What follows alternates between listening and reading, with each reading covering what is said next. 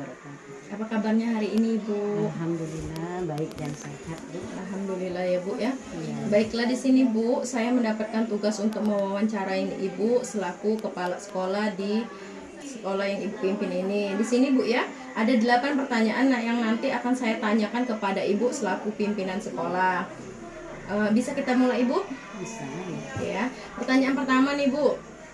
Selama ini, bagaimana Ibu dapat mengidentifikasi kasus-kasus yang merupakan dilema etika atau bujukan moral?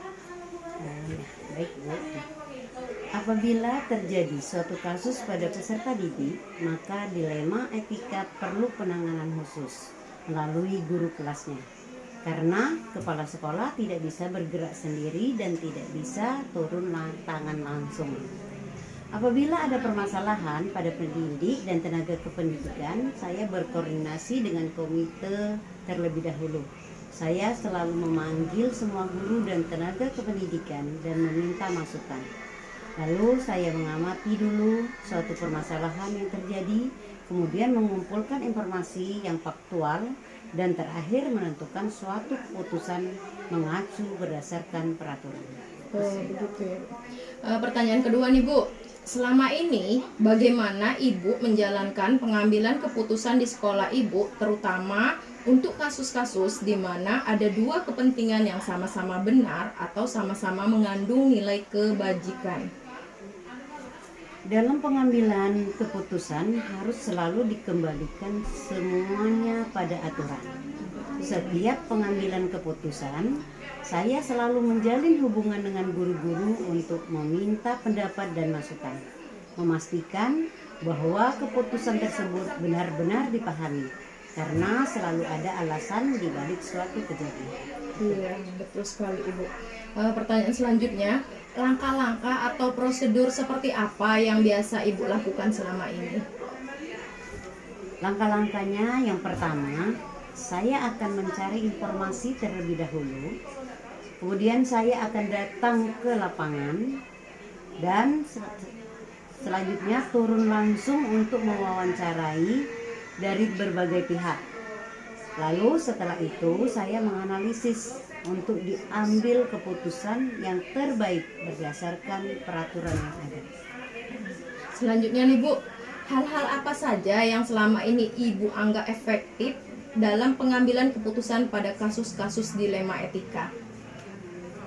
Kalau saya merasa suatu pengambilan keputusan itu efektif apabila dilakukan dengan spontanitas, tergantung objek permasalahan di lapangan.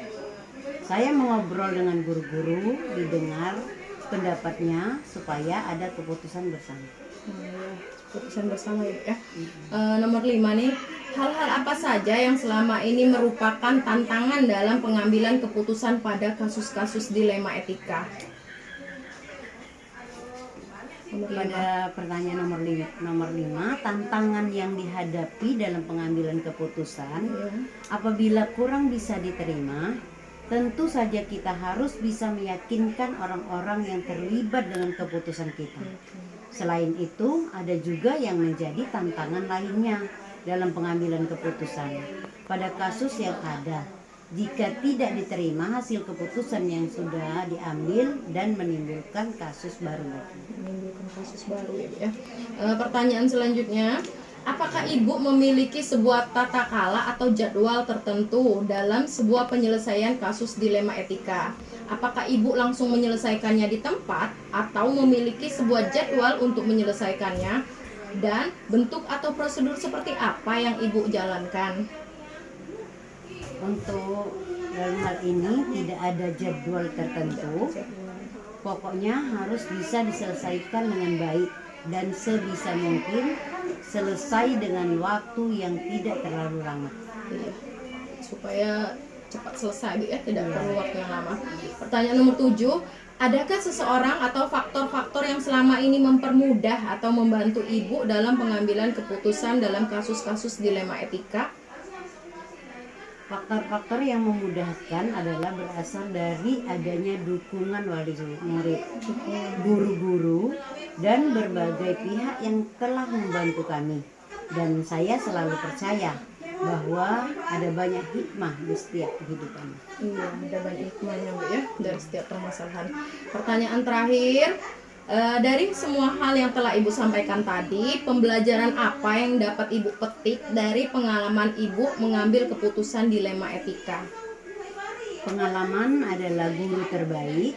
Kita belajar dari berbagai kejadian untuk setiap kasus permasalahan yang terjadi di lapangan. Saya belajar dari berbagai pengalaman agar jangan sampai suatu kejadian terjadi kembali. Iya, namanya kejadian harus diselesaikan dalam waktu yang singkat dan semoga tidak bisa terulang kembali Bu ya. Iya. Terima kasih atas waktunya Ibu, maaf telah mengganggu. Saya akhiri ya Bu. Assalamualaikum warahmatullahi wabarakatuh. Waalaikumsalam warahmatullahi wabarakatuh. Assalamualaikum warahmatullahi wabarakatuh Bu Indi. Waalaikumsalam Bu Ike. Apa kabarnya Bu Indi? Alhamdulillah sehat. Alhamdulillah sehat ya Bu. Maaf ya Bu mengganggu waktunya. Di sini saya mendapatkan tugas untuk wawancara tentang pengambilan keputusan sebagai seorang pemimpin nih Bu. Nanti di sini ada 8 pertanyaan yang akan saya ajukan kepada Ibu Indi. Bisa dimulai Bu? Pertanyaan pertama nih Bu, selama ini bagaimana Ibu dapat mengidentifikasi kasus-kasus yang merupakan dilema etika atau bujukan moral? Untuk mengidentifikasi kasus yang termasuk dilema etika atau bujukan moral. Jadi pas dihadapkan dengan sebuah masalah, ketika masalah itu tergolong berat dalam pengambilan keputusan, kita memerlukan pemikiran yang banyak, kemudian diskusi yang banyak, itu sebenarnya sudah dilema etika. Dan pada saat pengambilan keputusan itu ada nilai-nilai moral yang harus dipertimbangkan, itu termasuk termasuk kasus yang melibatkan bujukan moral.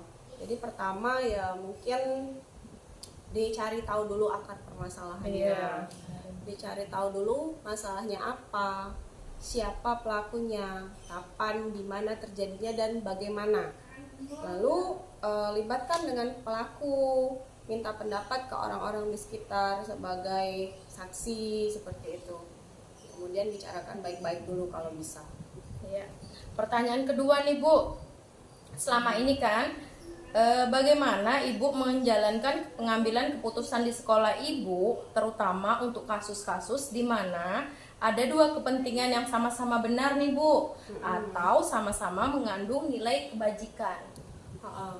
Jadi saya kasih contoh ya, langsung. Jadi silakan. ketika jadi ada siswa yang A dengan yang B terlibat perkelahian nih.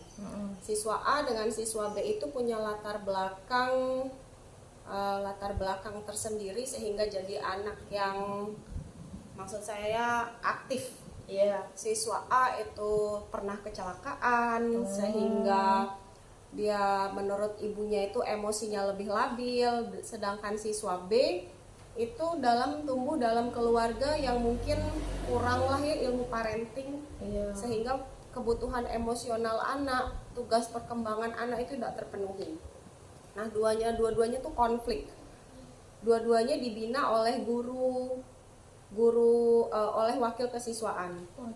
Tapi karena kasusnya itu tergolong sudah berkali-kali dan banyak, siswa dua itu sekalipun menimbulkan dilema bagi wakil kesiswaan karena dia telah membina, dia sudah muncul kedekatan dalam diri, itu tetap harus ditindak dengan tegas. Siswa yang salah itu dikasih kesempatan kedua, ketiga, keempat, dicari penyebabnya apa. Kemudian dibina. Tapi kalau masih tidak bisa, disitulah perlu ketegasan. Tidak jadi aturan kalau tetap dipertahankan, terulang lagi. Betul. Pertanyaan ketiga Bu, langkah-langkah atau prosedur apa saja yang biasa Ibu lakukan selama ini ketika menghadapi dilema etika? Dilema etika. Jadi langkah pertama yang dilakukan ketika menghadapi sebuah dilema etika itu, jangan sampai kita mengambil keputusan dalam keadaan emosi, dalam keadaan marah. Jadi dinginkan dulu kepala. Tapi tentunya setelah kita mengidentifikasi dulu nih permasalahannya apa, seperti yang saya ucapkan tadi, apa kejadiannya, siapa, kemudian di mana, kapan. Kita sudah dapat runut, yang pertama dilakukan sih nenang ke diri dulu supaya ketika mengambil keputusan itu tidak dalam keadaan emosi. Mengontrol sosial emosional kita ya Bu ya. Baru setelah itu ajak berdiskusi, ajak berdialog kawan yang memang netral. Baru pelaku-pelakunya tadi juga diajak dialog, diajak diskusi dulu. Kalau bisa diselesaikan baik-baik. Pertanyaan keempat nih Bu, hal-hal apa saja yang selama ini Ibu anggap efektif dalam pengambilan keputusan pada kasus-kasus dilema etika tersebut? Hal-hal yang dianggap efektif, yang seperti saya katakan tadi, ketika kita mengambil keputusan dengan kepala dingin, Bu Ike, sudah ngademi diri sendiri dulu, insya Allah masalah itu dirunutkan dulu, itu rasanya tidak akan terlalu berkendala ya. Apalagi masalahnya muncul misalnya dari guru. Hal pertama yang dilakukan adalah kita dulu yang punya kontrol diri. Kontrol diri. Lanjut, pertanyaan kelima, hal-hal apa saja yang selama ini merupakan tantangan dalam pengambilan keputusan pada kasus-kasus dilema etika yang menjadi tantangan Ibu, Bu? Yang jadi tantangan itu sebenarnya dari judulnya dilema etika itu kan sudah tantangannya ya bingung harus ngambil keputusan yang mana.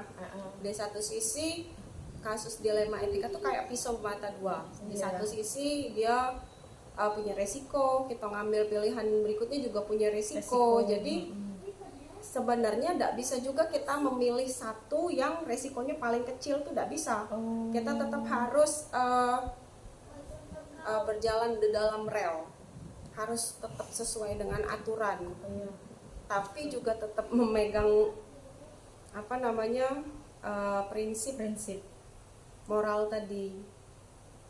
Cuma yang pertama menurut saya sih kita harus tetap berada di rel. Itulah gunanya di dalam sekolah itu diciptakan aturan. Sebelum aturan itu dipublis, didiskusikan dulu apakah aturan ini bisa ditoleransi, batas mana toleransinya. Nah, kalau aturan itu jelas, batas mana toleransinya, insya Allah kita tidak akan terlalu sulit memilah-milah ini pantas dak, ini layak dak, gitu. Betul. Pertanyaan keenam Bu ya. Apakah Ibu memiliki sebuah tata kala atau jadwal tertentu dalam sebuah penyelesaian kasus dilema etika? Apakah Ibu langsung menyelesaikan di tempat atau memiliki sebuah jadwal untuk menyelesaikannya? Bentuk atau prosedur seperti apa yang Ibu jalankan?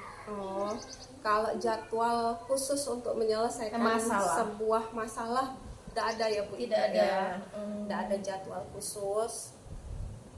Kalau ketika ada masalah, kalau bisa diselesaikan hari itu, selesaikan hari itu juga.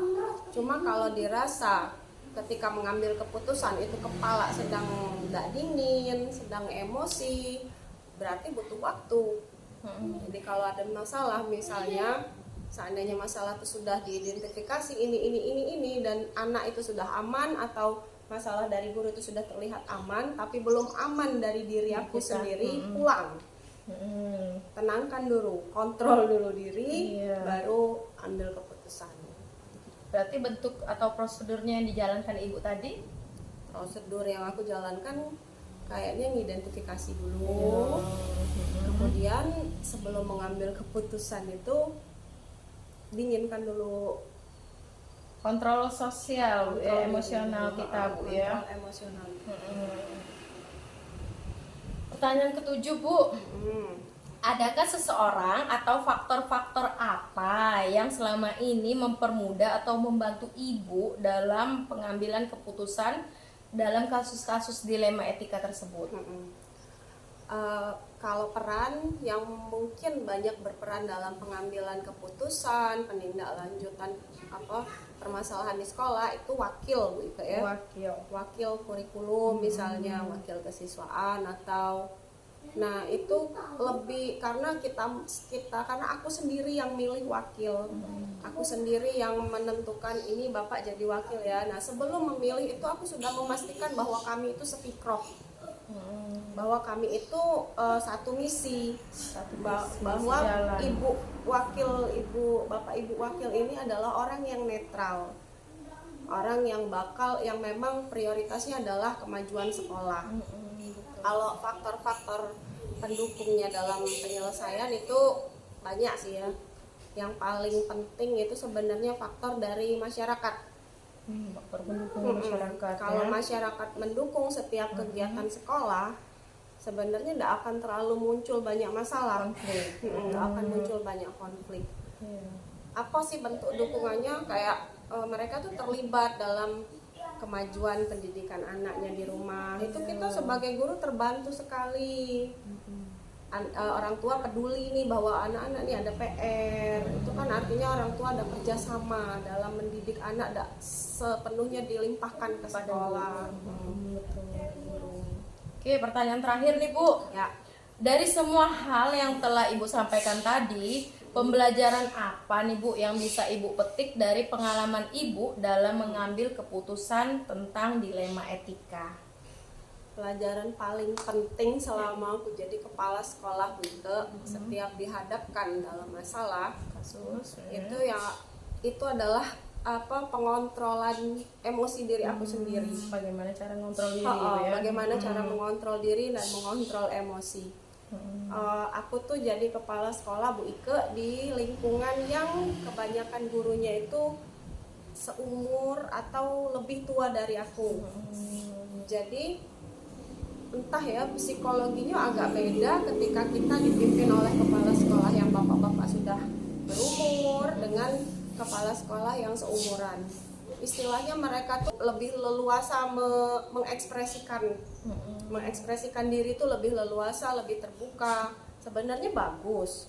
Cuma ada sisi kurang bagusnya, jadi kayak istilah anak zaman sekarang tuh mereka tuh lebih mudah baperan dari segi bapak ibu gurunya. Nah itu kalau kita tidak mendamaikan diri sendiri, tidak mengontrol diri, kita juga ikut baperan.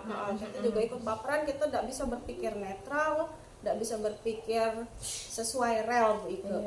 Itu sih kendalanya. Jadi catatannya yang paling manfaat yang bisa aku petik dari setiap masalah itu adalah ayo kontrol diri, tahan diri.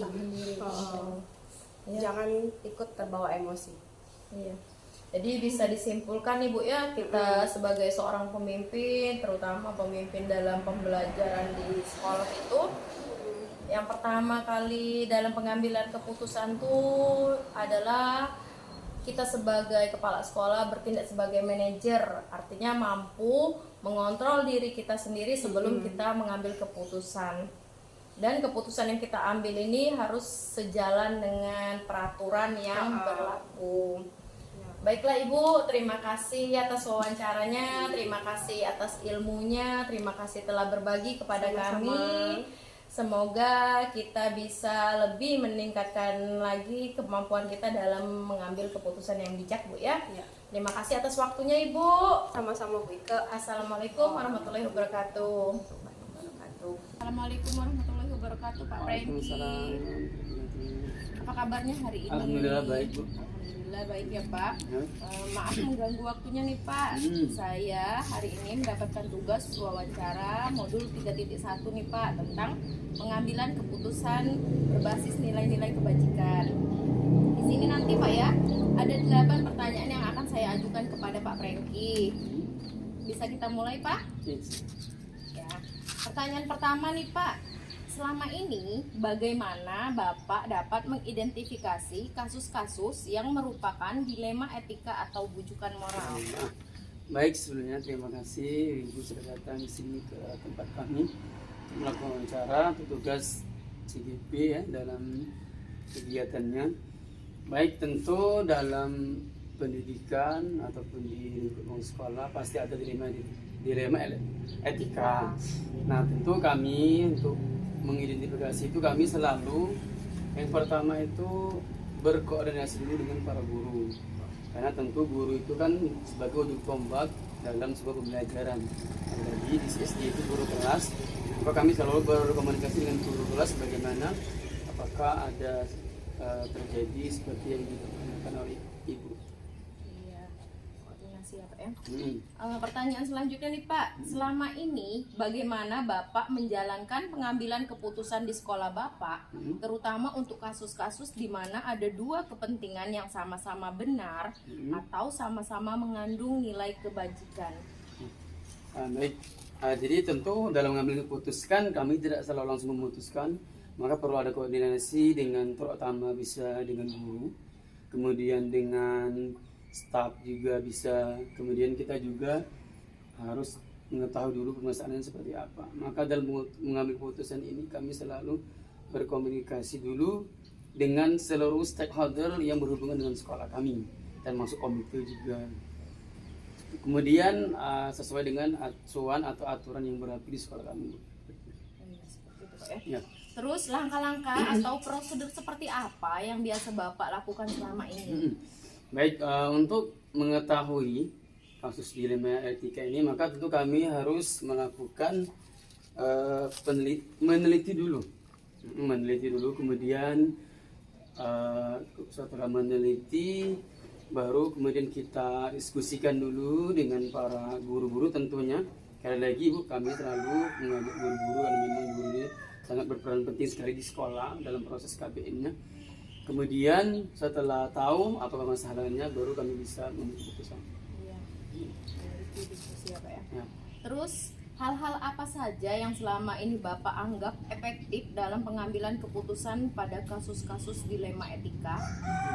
Baik, tentu hal-hal yang kami anggap efektif dalam mengambil keputusan itu tentu kami selalu berkomunikasi dengan para guru tentunya, karena saya lagi dalam kasus ini pertama guru itu atau guru kelas sangat berperan sekali untuk kami bisa mengambil keputusan. Misalnya kami bertanya dengan para guru, terutama guru kelas, dengan bertanya pada guru kelas, kita akan lebih bijak dalam mengambil keputusan itu, karena kan dia kan setiap hari bertemu dengan anak-anaknya, bagaimana apakah ini betul permasalahan seperti itu. Terus nomor 5, hal-hal apa saja yang selama ini merupakan tantangan dalam pengambilan keputusan pada kasus-kasus dilema etika? Baik, tentu dalam mengambil keputusan dilema etika ini ada tantangannya, karena di satu sisi ya siswa ini misalnya bermasalah, di satu sisi juga dia kita dalam sikap apa ya terhadap rasa kemudian rasa sama manusia itu juga perlu dipertimbangkan. Jadi ini sebetulnya dilema. Nah, saya bingung gitu mau ngambil keputusan, tapi tetap karena ada keputusan dalam hal ini. Antara keadilan. Iya, antara keadilan dengan sikap sosial kita kepada siswa baik. Pertanyaan selanjutnya nih Pak, apakah Bapak memiliki sebuah tata kala atau jadwal tertentu dalam sebuah penyelesaian kasus dilema etika? Apakah Bapak langsung menyelesaikannya di tempat atau memiliki sebuah jadwal untuk menyelesaikannya? Dan bentuk atau prosedur seperti apa yang Bapak jalankan? Baik, untuk peristiwa seperti penyelesaian seperti ini ya, kami tentunya yang pertama itu kalau memang itu fleksibilitas. Fleksibilitas yang pertama. Kalau misalnya permasalahannya bisa diselesaikan pada saat kami ada di sekolah, itu akan kami selesaikan langsung. Tapi kalau memang waktunya tidak memungkinkan, maka kami atur lagi jadwalnya. Cuma dia fleksibilitas tidak selalu. Tergantung dengan kebutuhan dan situasi. Iya. Soal nomor 7 Pak, adakah seseorang atau faktor-faktor apa yang selama ini mempermudah atau membantu Bapak dalam pengambilan keputusan dalam kasus-kasus dilema etika? Baik. Tentu ada faktor. Yang pertama itu ada kami dalam mengambil putusan ini kami selalu berkomunikasi ya dengan seluruh pihak sekolah, baik itu di komite, kemudian kami juga di yayasan, kami ini yayasan ya. Kemudian tentu dengan guru.